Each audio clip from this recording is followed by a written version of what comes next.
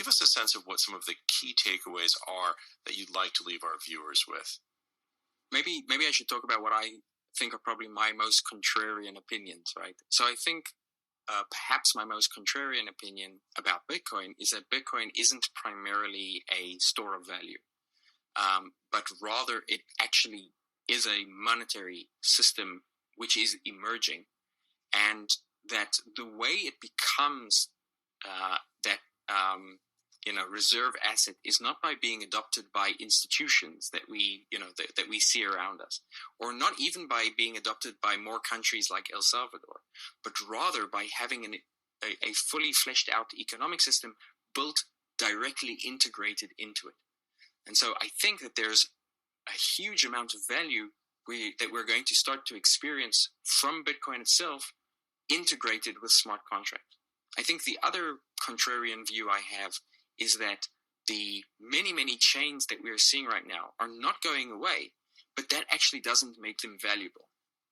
They are very, very important advances in technology, but it is hard to capture value just in creating new technologies because these new technologies are all open source.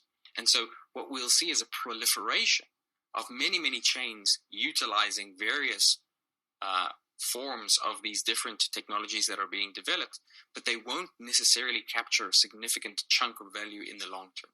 And then finally, I would say that perhaps the third contrarian view I have is that the network effects are not in the chains, and that includes Bitcoin itself. The network effects are elsewhere.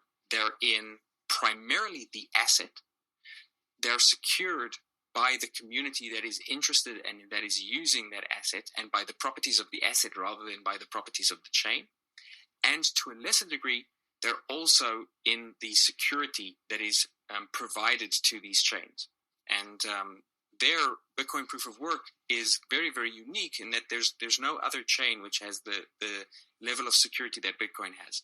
And so I think the final idea is that Bitcoin has unique network effects which aren't really being competed away in the way that other potential network effects in the ecosystem are, and that in the long term we're likely to continue to see the entire industry sort of circle around this gravity well, which is Bitcoin, and galvanize perhaps even further around Bitcoin as an asset.